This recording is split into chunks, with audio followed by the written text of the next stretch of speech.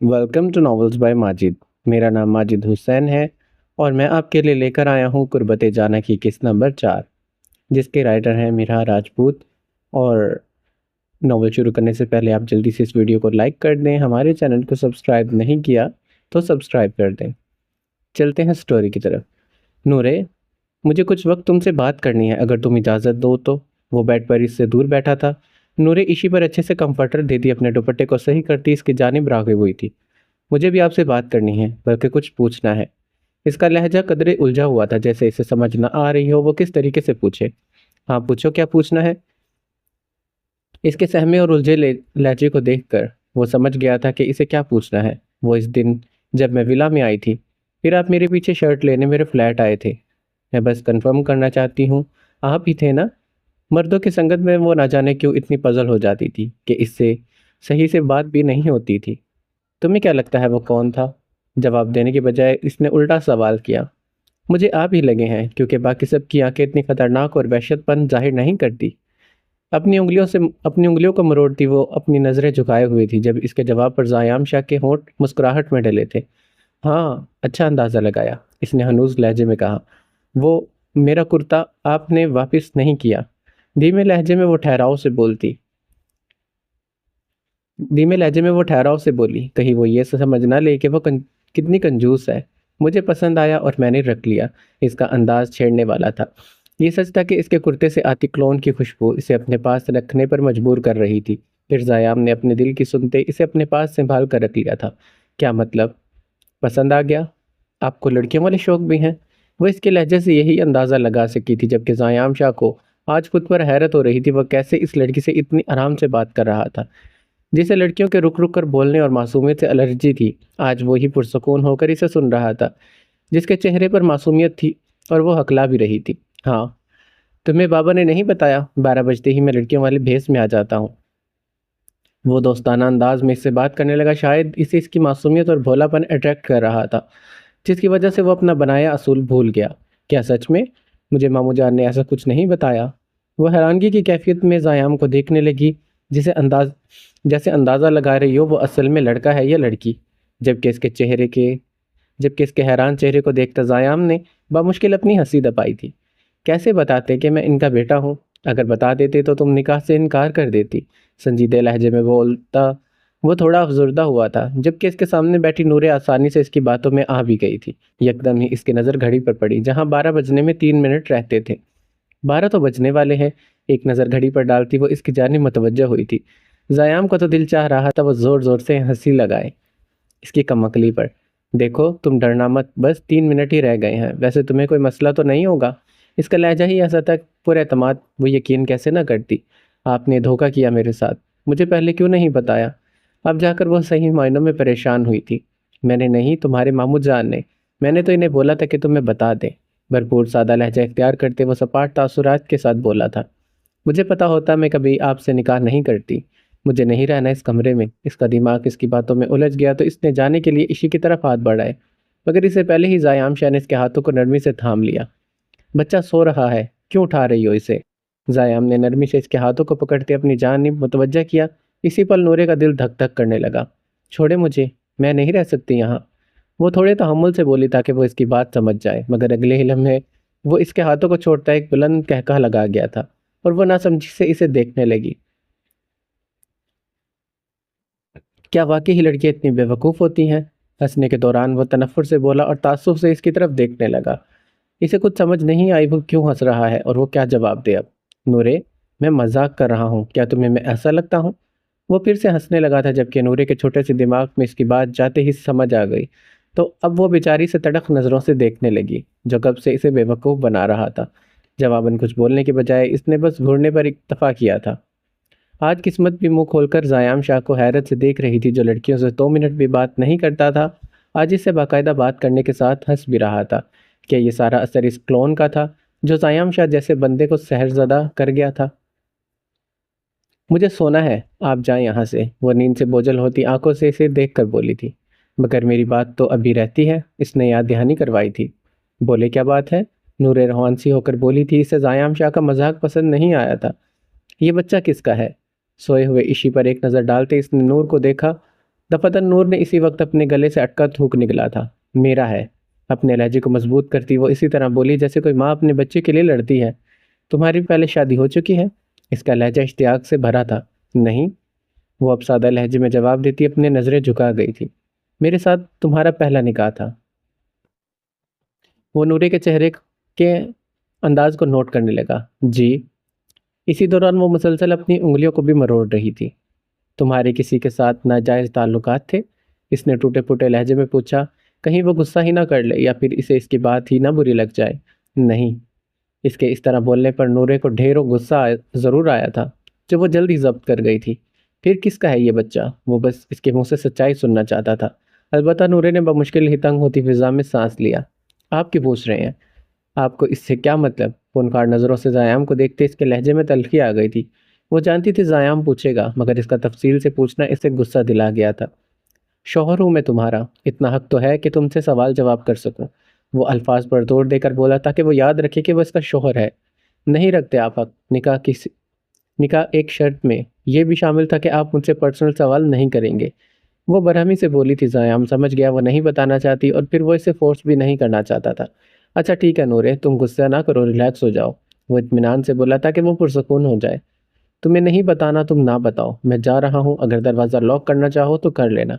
आराम से बोलता हुआ इसकी हालत को समझता वहाँ से उठ खड़ा हुआ था। वैसे भी वो डिटेक्टिव था, राज को फाश करना इसे अच्छे से आता था। अगर नूरे नहीं बता रही थी तो क्या हुआ, वो खुद ही पता कर लेगा। दूसरी तरफ कमरे में ड्रेसिंग के सामने खड़ी तालिया अपने बैग में मौजूद लोशन को निकाल कर अपने हाथों पे लगाने लगी। देख तो वो शीशे में खुद को रही थी, मगर सोचों का मरकज नूरे पर था। इसे थोड़ी सी इसकी फिक्र भी हो रही थी। वो कैसे एडजस्ट करेगी, वो अकेली कैसे रहेगी। कभी वो फ्लैट में अकेली नहीं रही, वो डर जाती थी, इसे अंधेरे से डर लगता था। फ्लैट पर वो अपनी मेट के साथ रहती थी, फिर जब वो ना आती तो तालियां चली जाती थी, मगर अब वो यहाँ अकेली कैसे रहेगी। अपने दोनों हाथों को अच्छे से रगड़ते वो बस यही सोच रही थी जब अचानक से क्लिक की आवाज़ से दरवाज़ा खुला तो इसकी सोचों का तसलसल छनाके से टूटा और साथ ही साथ कोई अंदर दाखिल हुआ। शीशे से अंदर आने पर डार्क ब्राउन निगाहें डालती वो फ़कत आके घुमा कर रह गई थी। आप सोई नहीं अभी तक? बारान चलता इसके पीछे आ खड़ा हुआ। तालिया ने कड़े तेवरों से घूरने के अंदाज में इसकी तरफ देखा था। तुम मेरे सोने के इंतज़ार में थे? इसका लहजा कड़वाहट जाहिर कर रहा था, जैसे इसे यहाँ आना एक आंख नहीं पाया हो। नहीं, आप सोती तो मैं किससे बात करता? मसरूर सा वो बोलता, टिका टिका कर इसके चेहरे का वालहाना तवाफ करने लगा। मुझे कोई दिलचस्पी नहीं है तुम्हारी बात सुनने में, इसीलिए जा सकते हो तुम। इसका लहजा हाकमाना था। दफतन बारान ने दिलनशीन मुस्कुराहट इसकी तरफ उछाली, जैसे सुलगने पर मजबूर कर गई थी। क्या अपना लॉकेट नहीं लेना चाहेंगी? इसने जेब से लॉकेट निकाल कर इसके सामने किया तो तालिया की बेजार निगाहें इसके लॉकेट से टकराई जो जो बारान की हथेली पर मौजूद था। इसने कहाँ कहाँ नहीं ढूंढा था इस लॉकेट को। वो समझी कि शायद वो अपना कीमती लॉकेट खो चुकी है। मेरा लॉकेट तुमने चुराया था? तालिया ने फौरन से अपना हाथ आगे बढ़ाकर लॉकेट पकड़ना चाहा तो बारान ने अपना हाथ बंद करते इसी लम्हे पीछे की सीमत खींच लिया था। चुराया नहीं था, ये खुद मेरे पास आना चाहता था। इसकी मगरूर भारी मर्दाना आवाज़ पूरे कमरे में गूंजी, मगर आवाज़ आहिस्ता से उभरी थी। वापस करो मेरा लॉकेट। वो 1 मिनट से पहले से कमरे से निकाल देती है। अगर इसका लॉकेट इसके पास ना होता, कर दूंगा, मगर एक शर्त पर। तासवाना लहजे में बोलता इसने अपने मतलब की बात की। तालिया ने अपनी तीखी नज़रें इसके सर्द बर्फीली निगाहों में डाली। आर्यान और ज़याम अगर इस वक्त इसे यहाँ पुरसकून अंदाज में तालिया से बात करते देख लेते तो यकीनन इन्हें गश पड़ जाता। देखो मेरा मूड ख़राब नहीं करो, मेरा लॉकेट वापस करो और जाओ यहाँ से। हुमार लुदा लहजे में बोलती तालिया की काटदार नज़रें से इसे देखने लगी। लॉकेट तब मिलेगा जब आप मेरा मूड सही करेंगी। हल्की मुस्कुराहट चेहरे पर सजाते बारान ने एक आंख को विंग करते साफ छेड़ने वाले अंदाज में कहा, तुम अब मुझे गुस्सा दिला रहे हो। वो खासा चिढ़ कर बोली थी। शर्त मान लो, लॉकेट भी मिल जाएगा और मैं भी चला जाऊंगा। इसने हाथ आगे बढ़ाकर इसे सामने लहराया था। तानिया ने खींचना चाहा, मगर इसने हाथ फिर ऊपर कर लिया। जल्दी बोलो क्या शर्त है? इसका अंदाज बेतासुर था। लॉकेट इसके लिए बेहद कीमती था। जाने भी नहीं दे सकती थी। आपको लॉकेट मैं पहनाऊंगा। इसके बोलने की देर थी, बैक वक्त इसके सामने खड़ी तालिया ने इसे सैर खंदक लहजे में घूरा। तालिया ने इस पर ऐसी शर्त की उम्मीद नहीं की थी। तुम पागल हो या मैं तुम पागल हो या तुम्हारा दिमाग खराब है?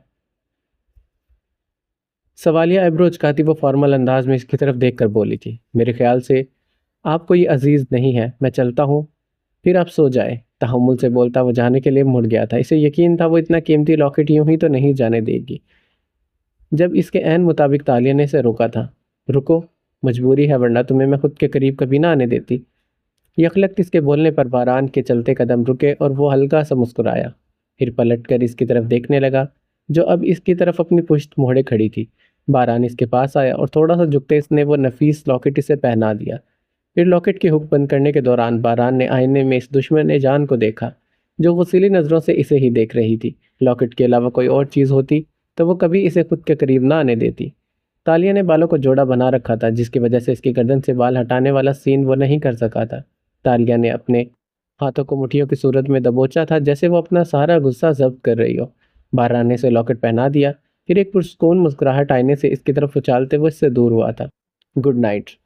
सुबह ऑफिस में मुलाकात होगी डार्लिंग। वो मुस्कुराया, फिर अपने कदम पीछे की जानिब लेता पलटता हुआ वहां से चला गया था, जबकि तालिया ने गुस्से से अपनी दबोची मुठियां को खोला था। अगर इसकी ज़िंदगी में ये पहली दफ़ा हुआ था जब कोई शख्स इसके इतने करीब आया हो और वो खुद को बेबस महसूस कर रही हो, वरना इसका बस चलता वो इसको कभी भी करीब ना आने देती। मगर मामला लॉकेट का था, तभी वो बेबस हो गई थी। रूम की लाइट बंद करके बेड पर लेट गई, इस चीज़ से अनजान कि अब जो लॉकेट बारान खानजादे से पहना कर गया था वो कोई आम लॉकेट नहीं था। इसने लॉकेट को चुराया था और फिर इसे वापस भी किया।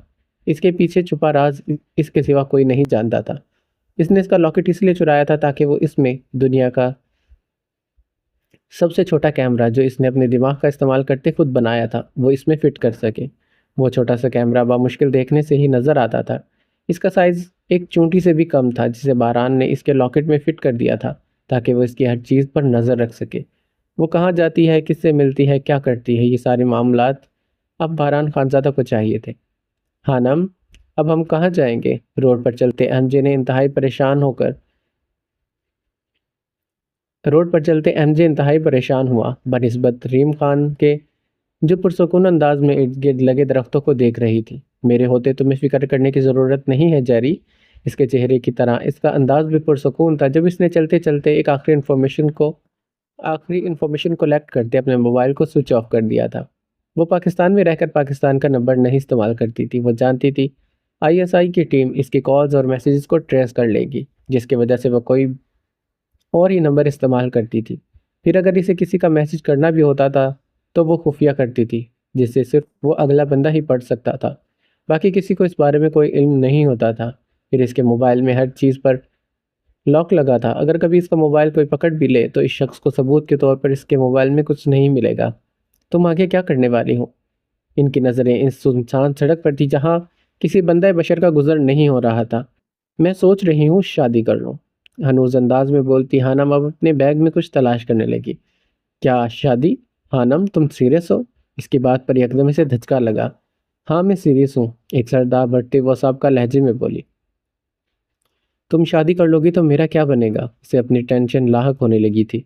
फिक्र नहीं करो, तुम्हारी भी करवा दूंगी। इसका अंदाज ऐसा था जैसे भीख दे रही हो। हानम, हमारे मिशन में शादी तो कहीं नहीं थी। इसने याद करवाना ज़रूरी समझा था। मिशन सेम है मगर प्लानिंग अब नए तरीके से होगी। इसका अंदाज ठोस था। कैसी प्लानिंग? वो एक बार फिर से इसकी बातों में उलझ गया था। मोबाइल दो अपना, बताती हूँ। इसके बोलते ही एमजे ने अपना मोबाइल इसकी तरफ बढ़ाया। फिर इसने इंस्टा ओपन करते सर्च बार पर जाकर आर्यन पाशा लिखा। इसके डन करते ही इसकी कोई आईडी, इसके पेजेस, सब कुछ सामने आ गया था। ये है वो बंदा जिससे मैं शादी करने वाली हूँ। हानम ने मोबाइल पकड़कर एमजे ने हानम से मोबाइल पकड़कर एमजे ने इसकी तस्वीर को जूम करके देखा, जिसकी पर्सनैलिटी से ठिठकने पर मजबूर कर गई थी। लंबा कद, चौड़ी जिसामत, नर्म और मुलायम रंगत, चौड़े डोले, एक तवाना मर्द, पुरकशिश आंखें, मकरूर सतून नाक, बारीक अनाबी लब और छोटी सी हल्की सी साख्त जो इसके चेहरे को छोटी सी बियर्ड जो इसके चेहरे को मज़ीद दिलकश बना रही थी। मगर तासुरात बिगड़े थे, जैसे इसके रोबदार शख्सियत थी। देखने से वो अंदाज़ा लगा सकता था इससे ज़्यादा वो शख्स सख्त मिजाज तबीयत का है। हानम, ये तो वही है ना जिसका तुमने बटवा चुराया था? आर्यन पाशा को देखते ही इसे याद आया था। हाँ, ये वही है आर्यन पाशा, मुस्तकबिल में सियासत ज्वाइन करने वाला है। एक अमीर घराने से ताल्लुक़ रखता है जिसकी सोच नहायत ही वसी है। फिर ये नूरे के हस्बैंड ज़ायाम का फ्रेंड भी है। इसने तफसीलात से बताया था। हानम, तुम सच में बहुत शातिर दिमाग हो। वो मुतासिर हुए बिना नहीं रह सका था। आगे का काम अब तुम्हें करना होगा। इसकी एक एक इन्फॉर्मेशन 2 घंटे के अंदर मुझे चाहिए। आकमाना लहजे में बोलती वो पानी की बोतल को मुंह लगाकर पीने लगी। तो एमजे ने अपने सर को इस बात में हिलाकर हाँ में सर हिलाया था। फ्लैट पर आने के बाद वो नूरे के कमरे में गई थी, जो सोई हुई थी। शायद वो रात को नहीं सोई थी, इसीलिए वो अब बेखबर सोई थी। तो तालिया ने भी इसे उठाना ज़रूरी नहीं समझा, इसीलिए वो विला से निकलकर सीधी फ्लैट पर आई। इसके सर में बेतहाशा दर्द था। दिल बस एक ही चीज़ की जिद कर रहा था, जिसम बेजान हो रहा था, अपनी आदत से मजबूर। इसका दिल चाह रहा था कि वो सांप का नशा दोबारा से करे। 2 दिन से इसने खुद को डसवाया नहीं था, जिसकी वजह से अब इसके जिस्म में मौजूद हिम्मत भी इसे रेजा रेदा होती महसूस हो रही थी। इसका दिल मचल रहा था इसके कमरे में जाने के लिए, जहां इसने सांप को कैद कर रखा था। वो ज़्यादा देर तक खुद को रोक भी नहीं सकती थी, वरना इसका दिमाग मौफ होने लगता था और ऐसे लगता था जैसे इसे अब सिर्फ एक चीज़ की ही तलब हो। नहा लेती हूँ, बेहतर महसूस करूंगी। सोफे से उठकर बुड़बुड़ाती वो वॉशरूम की जानी पड़ी। दफातन वहां रुकते ही इसने अपना लॉकेट उतार कर, नहाते वक्त वो लॉकेट नहीं पहनती थी कि कहीं ख़राब ना हो जाए। इसने लॉकेट उतार कर रख दिया, मगर बेजान होता वजूद चलने से इनकारी था। नशे की लत ही ऐसी थी, अगर वक्त पर पूरी ना हो सकती तो इसके होश जाने का भी खतरा था तो इसके बेहोश हो जाने का भी खतरा था। तलब इस कदर बढ़ रही थी कि सब कुछ छोड़ छाड़ कर वो इस कमरे में चली जाए। वो अंदाज़ा लगा चुकी थी इसकी तलब बढ़ रही है। अगर बर वक्त पूरी ना की जाए तो इसके अपने लिए नुकसान का बायस बनेगी। फिर वो अपने कदम पीछे को लेती मखसूस कमरे का दरवाज़ा खोलती अंदर आ गई। कमरा पूरा खाली था, कमरे में बहुत कम चीज़ें थी। वो अंदर दाखिल हुई, इसने देखा पिंजरा बंद था। यकायक वो चलती इसके पास आई। बहुत सारी बेजान मछलियाँ इस पिंजरे में पड़ी हुई थी। कुछ तो खाई थी, मगर कुछ अभी सलामत थी। इसकी नज़र को इसकी नज़र कोबरा पर पड़ी, जो आराम से पिंजरे में बैठा था। वो इसका अपना सांप था, जिसका वो ख्याल भी बहुत रखती थी, मगर इस्तेमाल सिर्फ अपनी तलब के वक्त करती थी। तालिया ने पिंजरे के ताले पर हाथ रखते इसे खोला और फिर हाथ बढ़ाते सांप को मुंह से पकड़ा। वो बहादुर थी, इसे इन चीज़ों से डर नहीं लगता था, इसलिए आसानी से वो इसे पकड़ गई थी, जबकि सांप अब डसने के लिए अपनी ज़बान बाहर निकाल रहा था। काले रंग का सांप, जो देखने में ही काफ़ी खतरनाक और साइज में मोटा और बड़ा था। न जाने तालिया कैसे इसे पकड़ लेती थी और काबू में कर लेती थी, वरना कोई और होती तो अब तक बेहोश हो चुकी होती। अब मजीद नहीं रहा जा रहा। दफातन इसने अपना मुंह खोलते अपनी ज़बान बाहर निकाल दी और थोड़ी आगे की जानिब की, ताकि आसानी छुई जा सके। कोबरा अपनी ज़बान बाहर निकालता इसकी ज़बान को छूने की कोशिश कर रहा था। जब तालिया ने अपनी ज़बान आगे करते सांप की बारीक से डसने वाली ज़बान के साथ टच की, बैक वक्त पूरी शिद्दत से सांप ने इसकी ज़बान पर डस दिया। इसके डसने की देर थी, तालिया के पूरे जिस्म में एक सुकून की लहर दौड़ गई। इसे ऐसा महसूस हुआ जैसे इसकी ताकत वापस आ गई हो, इसका जिस्म तंदुरुस्त हो गया हो। इसने सांप को पीछे किया और दूसरे हाथ से पकड़ते रोल करते वो इसे दोबारा से पिंजरे में बंद कर गई थी और खुद पास ही पूरे कमरे में मौजूद एक सोफे पर डह गई। सांप के डसते ही वो जैसे मदहोश हो रही थी। इस पर एक नशा तारी हो रहा था जो उसके सुकून का बायस था। वो अब अपने होश में नहीं थी, वो नशे की सरजद थी। अब मुसलसल 2 घंटे इसने मदहोश रहना था। अपने गम को बुलाने के लिए इसने ये नशा शुरू किया था, जो अब इसकी आदत बन गई थी। इसे छोड़ा नहीं जा सकता था, जैसे वो इसकी रूह में ही रच गया हो। सांप का नशा इंसान के लिए ठीक नहीं है, बाज़ औक़ात तो जान भी जा सकती है। लेकिन तालिया की मिकदार कम थी, वो एक हद तक नशा करती थी। इस नशे को करने के 3 तरीके हैं, जिसमें से वो इस तरीके का ज़्यादा इस्तेमाल करती थी, जिससे वो सिर्फ मदहोश होती थी। क्योंकि अगर सांप का जहर इसकी ज़बान के ज़रिए इसके अंदर भी जाता था, तो मैदे में मौजूद जहरीले केमिकल्स, जो जहर से भी ज़्यादा जहरीले होते हैं, वो सांप के जहर को ख़त्म कर देते थे।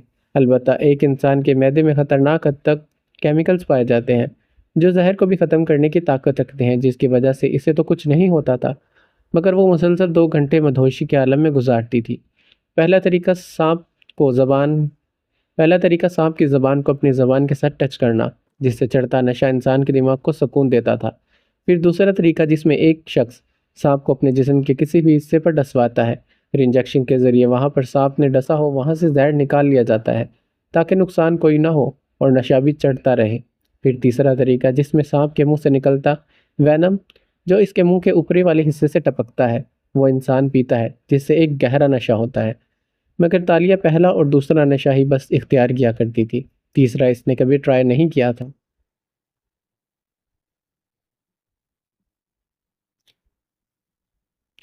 ज़ायाम बारान के कमरे में सोया था, मगर ना जाने क्यों इसकी आंख आज देर से खुली थी। जैसे ही इसकी आंख खुली, इसकी नज़र सीधी घड़ी पर गई, जो 9 बजा रही थी। इसने तो आज इसने तो आज इकट्ठे जाना था, फिर इन्वेस्टिगेट भी करना था, फिर इसे आगे ट्रांसफ़र भी करना था।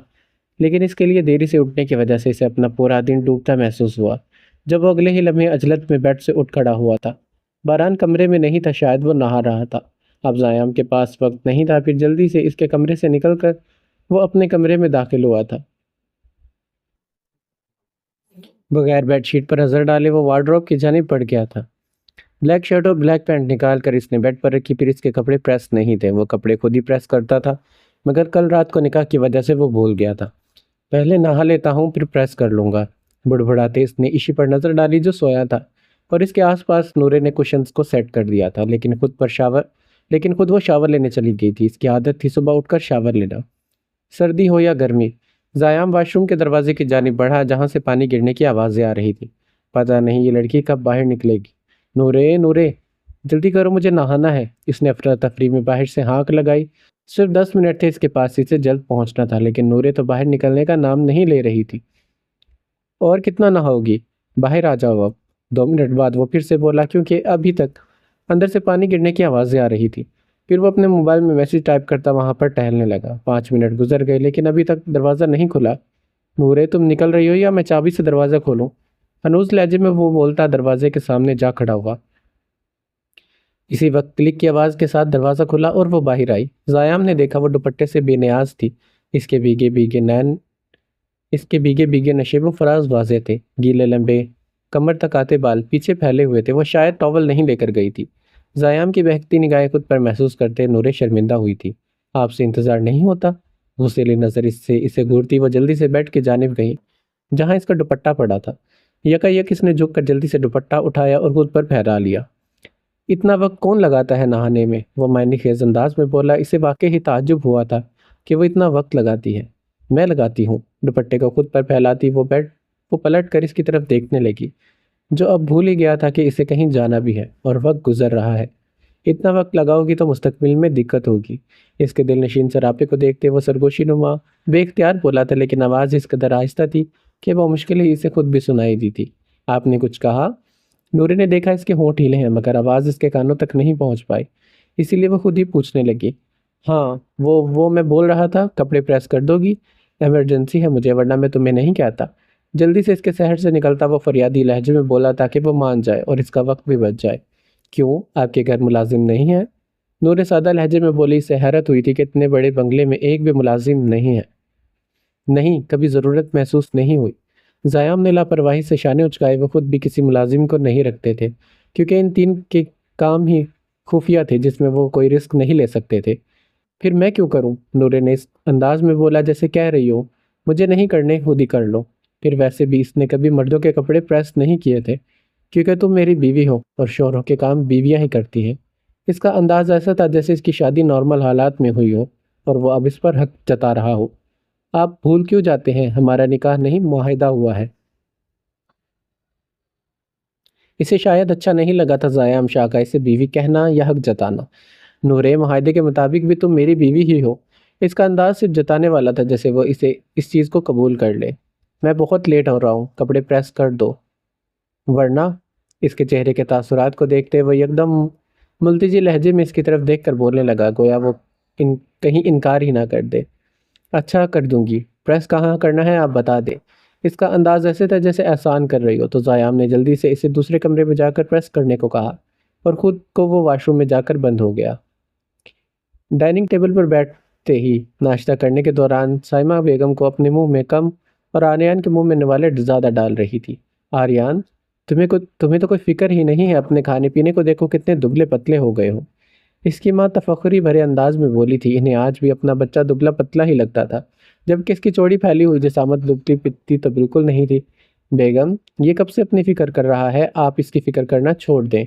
इसे इतना एहसास नहीं है कि घर आ जाऊं या माँ बाप के साथ सियासत के कामों में हिस्सा ले लूं। पाशा साहिब आज भी इस पर गुस्सा कर रहे थे, जो इनके नज़रिए के मुताबिक इंतहा का लापरवाह था। इनका कहना था इनके बेटे को इनकी और इनके काम की कोई फ़िक्र नहीं है। बिला वजह आप मेरे बच्चे को डांटते रहते हैं, जब बड़ा होगा कर लेगा नौकरी। साइमा बेगम ने डबटते हुए अंदाज में कहा। एक तो आर्यन हफ्ते में घर आया था, और फिर इसका बाप इसे बातें सुना रहा था। ये इनसे कहाँ बर्दाश्त होना था। खोते जितना हो गया है, अब इससे क्या चाहती हो? खोते का रिकॉर्ड भी तोड़ दे। इन्होंने कहा तो संजीदा अंदाज में था, मगर पास खड़े मुलाजिम की हंसी छूट गई, जिसे वह अब घुरी डाले बिना नहीं रह सके थे। जबकि आर्यन खामोश बैठा था, क्योंकि इसकी माँ ही काफ़ी थी इसके हक में बोलने के लिए। कब तक बाप की कमाई खाता रहेगा? मैं तो कहता हूँ अच्छी सी लड़की देखकर इसकी शादी कर दो। फिर जब जिम्मेदारियां पड़ेंगी तो खुद ब खुद अकल आ जाएगी। इन्हें आर्यन का खुद पसंद और आवारा होना पसंद नहीं था, और ना ही इन्हें यह पसंद था कि वो विला में रहे। बाबा आप चाहते हैं कि मैं स्वैसे ज्वाइन कर लूँ तो मैं कर लूँगा, आप फिक्र ना करें। अब की बार आर्यन झट से बोला, कहीं इसकी माँ भी शादी की बात पर राजी ना हो जाए और इसके लिए लड़कियां देखना ना शुरू कर दे। शुक्र है तुमने बोलना ज़रूरी समझा, इन्होंने तंज किया, क्योंकि वो ज़्यादा ही खामोश रहता था। अभी भी आप गुस्सा कर रहे हैं, मेरे बच्चे को बातें सुना रहे हैं। इसने बोला है ना ज्वाइन कर लेगा, तो आप मान क्यों नहीं जाते? आर्यन की माँ मस्नुई बरहमी से बोली थी, आज शाम को एक जलसा है, तुम मुझे वहाँ पर मिलो, मैं लोकेशन सेंड कर दूंगा। नैपकिन से मुंह साफ करते हुए वो कुर्सी छोड़कर उठ खड़ा हुआ था। अपने नवाबजादे को कहना, अगर भटकता हुआ आज आ ही गया है तो अपनी फाइल्स ढूंढकर मुझे पकड़ा दे। आर्यन की तरफ देखकर कहते वो चले गए थे। दफातन इसके चेहरे पर मदम से मुस्कुराहट नमूदार हुई, जबकि इसकी माँ फिर से इसे खाना खिलाने लगी। जल्दी वो कपड़े प्रेस कर लाई थी, फिर इन कपड़ों को वो बेड पर रखने लगी। जब बैक वक्त ज़याम शाह वॉशरूम से बाहर निकलता, गीले बालों में हाथ फेरता इसकी जानिब बढ़ा था, जो खुली आंखों से इसे टॉवल में देखकर जल्दी से इसके ही कपड़े अपने चेहरे के आगे कर गई थी। आपको शर्म नहीं आती? टॉवल में बाहर आ गए हैं, सरस सरकती आवाज़ में बोलती नूरे दो कदम पीछे की जानिब हुई थी। मुझे क्यों शर्म आएगी, मैं तो रोज़ ऐसे ही बाहर आता हूँ। लापरवाही से बोलते इसने अपने गीले बालों में ब्रश किया था, जबकि वो ड्रेसिंग के थोड़ा सा पास इसके सामने खड़ी थी। मतलब आप रोज़ वॉशरूम से नंगे ही बाहर आते हैं? इसे अब खुद पर गुस्सा आ रहा था। वो आते ही गेस्ट रूम में क्यों नहीं चली गई थी, जबकि जानती भी थी कि ज़याम शाह अपने कमरे में आएगा। नंगा नहीं हूँ, टॉवल लिया हुआ है मैंने। इसने एक नज़र इसके चेहरे पर मौजूद अपने कपड़ों पर डाली, जो कहीं से लग नहीं रहा था कि प्रेस हुए हैं। हाँ, हाँ तो वही हाँ तो वही तो हुआ ना। आप कपड़े पहने जल्दी से। अपनी आंखों से इसके कपड़े पीछे करते नूरे ने एक नज़र इसे देखा, जो अभी भी वैसे ही खड़ा था। चौड़ा सीना साफ वाजे हो रहा था। दफातन नूरे ने जल्दी से अपनी आंखें बंद कर ली। कपड़े दो की तो पहनूंगा ना, ज़याम ने डपटते बोला, और इसके कपड़े नूरे के पास थे, फिर वह कैसे पहनेगा? यकायक नूरे ने अपनी बंद आंखों से इसकी तरफ कपड़े किए, जिसे ज़याम ने फौरन से थाम लिया। आंखें खोलो अपनी। शर्ट के बटन बंद करते इसने नरमी से कहा, नहीं मैं नहीं खोलूंगी। इसने ज़ोर से अपनी आंखें बंद कर रखी थी। इससे पहले कि वो मज़ीद आंखें मीचती, दफातन बेड पर सोया इशी उठ गया और अपनी माँ को देखकर रोने लगा। शायद इसे भूख लग चुकी थी।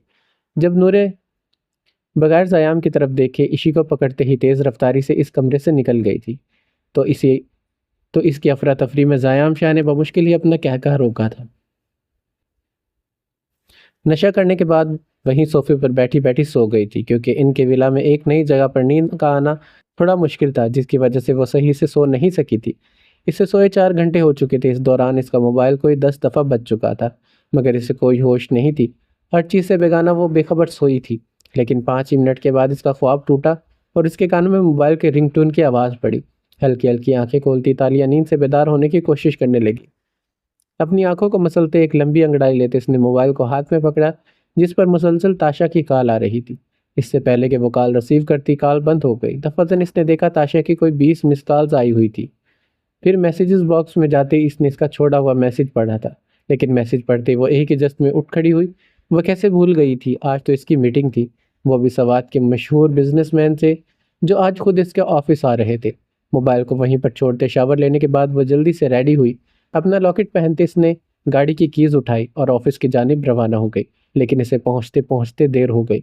जब इसने देखा मीटिंग रूम में शायद मीटिंग शुरू हो चुकी थी, इसके बगैर मीटिंग हो रही थी, इसे ताज्जुब हुआ। फिर वो हाई हील्स की टक टक पैदा करती चलती मीटिंग रूम में दाखिल हुई। वो ठिठकी। इसने देखा बारान खानज़ादा एलईडी मॉनिटर के सामने खड़ा शायद इन्हें प्रेजेंटेशन दे रहा था। वो खामोशी से इसे सुन रहे थे। तालिये की company sweet sample sweet smell body spray बनाया करती थी। इसके परफ्यूम्स और बॉडी स्प्रे पूरे पाकिस्तान में मशहूर थी। फिर सबको सलाम करती वो अंदर दाखिल हुई और अपनी नशिश से भाली और बैठ गई। इसकी नज़रें अब बारान को घूरती एलईडी पर मौजूद इंस्ट्रक्शन पर थी। इसने देखा यह प्रेजेंटेशन तो इसकी थी, जिसे बारान खानज़ादा अपने लफ्ज़ों में बयां कर रहा था। ये देखते ही इसका पारा एकदम से हाई हुआ। ये इसने रेडी की थी और सिर्फ इसके पास थी। फिर बारात के पास कैसे पहुंच गई? इसके पुरसकून तासुरात एक पल में तैश में बदल गए थे। मिस्टर बाज मिस्टर बारान, ये मेरी बनाई प्रेजेंटेशंस है। एक एक लफ्ज़ पर जोर देती वो चबा कर बोली थी, जबकि इसके सामने खड़े बारान के चेहरे पर एकदम मदम सी मुस्कुराहट आई थी। जी तालिया, ये आप ही की हैं। तमीज़ के दायरे में बोलता वो नहायत ही तहम्मुल से इससे गोया हुआ था। फिर ये आप क्यों दे रहे हैं? चेहरे पर हल्की सी दबी दबी मुस्कुराहट थी, मगर इसके सुलगते अल्फाज सिर्फ बारहान ही महसूस कर सकता था, जबकि मिस्टर काशान और इनकी वाइफ इन्हें ताज्जुब से देख रही थी। आप लेट हो गई थी इसलिए, बारहान ने लापरवाही से शाने उचकाए। जब वो दांत पीसती अपनी जगह से उठ खड़ी हुई थी। लेकिन अब मैं आ गई हूँ, साफ टपटने वाला अंदाज था तालिया का। दफतन बारहान ने लैपटॉप का रुख इसकी तरफ किया था। आदि आप दे दें। पुरसकून लहजे में बोलता वो रोबदार चाल चलता वहां आ बैठा जहां तालिया बैठी थी। तालिया लेट हो गई थी, फिर ताशा के बार बार फोन करने से भी वो नहीं उठ रही थी। फिर बारान ने अपने मोबाइल में इसके लॉकेट में मौजूद कैमरे की फुटेज देखी, जो इसके घर का मंजर दिखा रही थी। मतलब वो थी तो घर में ही, मगर लॉकेट इसके पास नहीं था। फिर काशान साहिब भी आ चुके थे, जिस वजह से इसने मजबूरी में तालिया का मोबाइल हैक करते डॉक्यूमेंट को चुराया था। वो प्रेजेंटेशन देने के दौरान सब पर ही एक नज़र डाल रही थी, लेकिन अगली नज़र जब इस बार बारान से टकराई तो वो इतनी कॉन्फिडेंस होने के बावजूद भी नर्वस हुई थी। तालिया ने जैसे ही बारान की तरफ देखा तो इसने एक पुरकशिश मुस्कुराहट चेहरे पर सजाते वह एक वक्त अपनी आंख को ब्लिंक करते से आंख मारी थी। दफतन इसकी इस हरकत पर बोलती बोलती एकदम रुकी, मगर फिर अगले ही लम्हे खुद को ध्यान बटाती वो मसरूफ़ हो गई थी। तकरीबन 5 मिनट के बाद वो फिर से पीछे मुड़कर इनकी तरफ देखने लगी, और एक बार फिर से गैर इरादी तौर पर इसकी नज़र बारान पर पड़ी, जिसने फिर से वही हरकत की। लेकिन इस बार वो नर्वस होने के बजाय सुलग गई थी। एक बार नहीं, दो बार नहीं, वो जब जब इसकी तरफ निगाह उठा रही थी, वो ऐसे ही इसे तंग और नर्वस करने की कोशिश कर रहा था। अब वो मीटिंग टेबल के सामने खड़ी इन्हें एक एक बेनिफिट्स बता रही थी। यकायक बारान खानजादे ने इसकी आंखों में अपनी आंखें डालते एक साथ दोनों आंखों को ब्लिंक करते इसे अचानक से ही आग बगोला कर दिया था। क्या मसला है आपको मिस्टर बारान? धुंधही से तंग आकर बोलती वो इसकी जानिब लपकी थी। इसके एयर एयरटीट हो रहा इसे इरिटेट हो रहा था। इसकी वजह से वो बोलती बोलती रुक भी रही थी। क्या कहना चाहती हैं आप मिस तालिया? बारान ने सवालिया अंदाज में अब्रो उचकाए थे। आप अच्छे से समझ सकते हैं मैं जो बोल रही हूँ। इसके लहजे में कड़वाहट थी। माजरत, मैं आपकी बात समझने से काजिर हूँ। लापरवाह और लाइल्मी के अंदाज में वो संजीदा होकर बोला था। तो फिर मीटिंग रूम से बाहर चले जाए, जब तक मैं प्रेजेंटेशन ना दे लूँ अंदर मत आइएगा। चिड़चिड़े अंदाज में बोलती वो एक एक लफ्ज़ पर जोर देकर बोली थी। आप शायद भूल रही हैं आप किससे मुखातिब हैं। बेतासुर लहजे में बोलता वो तालिया को ठिठकने पर मजबूर कर गया था। अभी कल को ही इसके अल्फाज सुनते ऐसी मिठास थी कि ख़त्म ही ना हो, मगर एकदम से वो इतना संजीदा कैसे हो गया था। भूल जाना ही बेहतर है, मैं याद रखना नहीं चाहती। इसके बोलने पर बहरान खानज़ादा अब अपनी नशिश छोड़कर उठ खड़ा हुआ। वो इसके बिल्कुल सामने खड़ा था। बहरान की हाइट 6 फीट थी और ताली के 5 फीट 8 इंच, इसीलिए वो थोड़ा सा ही फर्क था। इससे पहले कि बारानी से कुछ कहता, दोनों को देखते मिस्टर काशान उठ खड़े हुए। सॉरी तालिया, मगर हमारी कंपनी आपकी कंपनी के साथ काम नहीं कर सकती। इनकी ऊंची आवाज़ पूरे कमरे में गूंजी जब इन दोनों ने एक साथ ही मिस्टर काशान को देखा, जो जाने के लिए तैयार थे। मिस्टर काशान, ये आप क्या बोल रहे हैं? आप तो खुद हमारी कंपनी के साथ काम करना चाहते थे। तालिया अब मसरूफ सी इनकी तरफ बढ़ी थी। चाहते थे, लेकिन अब नहीं। जब कंपनी के पार्टनर्स का ही आपस में ताउन नहीं है, तो क्या गारंटी है आपकी कंपनी हमारी कंपनी के साथ ताउन करेगी? वो दोनों अब मीटिंग टेबल से निकलते तालिया को साफ लफ्जों में इनकार कर रहे थे। दफातन तालिया ने पलट कर खा जाने वाली नज़रों से बारान की तरफ देखा, जैसे कहना चाह रही हो सब तुम्हारी वजह से हुआ है। आज तक कभी भी किसी ने तालिया की कंपनी को इनकार या रिजेक्ट नहीं किया, बल्कि हर कोई इसके साथ काम करने का ख्वाहिशमंद था। अगर आज इसे इनकार हो रहा था तो इसके जिम्मेदार सिर्फ बारान को ठहरा रही थी। मिस्टर काशान, ऐसा कुछ नहीं है। आप यकीन करें, हमारी कंपनी आपकी हर तरह से मदद करेगी। अजलत में बोलते तालिया ने इन्हें रोकना चाहा था। मिस्टर काशान, आप गलत समझ रहे हैं, ऐसा कुछ नहीं है। हम तो बहुत अच्छे रहते हैं। बस मेरी बीवी मुझसे नाराज़ थी, इसलिए गुस्सा हो रही है। तालिया की नज़रों से ही बारान समझ गया था कि ये प्रोजेक्ट इसके लिए हासिल करना कितना ज़रूरी है। जब इसने तालिया की कमर पर हाथ डालते इसे खुद के करीब किया था, जबकि इसके साथ खड़ी तालिया हक्का बक्का इसको देखने लगी। ओह, तो आप दोनों कपल हैं? मिसेस काशान ने खुशदिली से बहरान से पूछा था। जी, ये मेरी वाइफ है। आप तो जानती हैं हस्बैंड वाइफ में झगड़े हो ही जाते हैं। शरीर लहजे में बोलता वो तालिया को और करीब करने लगा, जो हैरत की नदी में डूबती इसका हाथ पीछे करने की कोशिश कर रही थी। तभी मैं कहूँ, ये दोनों बिल्कुल हस्बैंड वाइफ जैसा रिएक्ट कर रहे हैं। इन्होंने तालिया की तरफ देखा, जो अब ज़बरदस्ती मुस्कुराने लगी थी। हम माजरत चाहते हैं आपसे, प्लीज़ आप बैठे ना। बारान ने नरमी से बोलते इन्हें बैठने का कहा। नहीं मिस्टर बारान, काफ़ी वक्त हो गया है, अब हमें चलना चाहिए। प्रेजेंटेशन हमने देख ली है, थोड़ी सोचकर हम पार्टनरशिप के बारे में बता देंगे। मिस्टर काशान इत्मीनान से बोलते हल्का सा मुस्कुराए।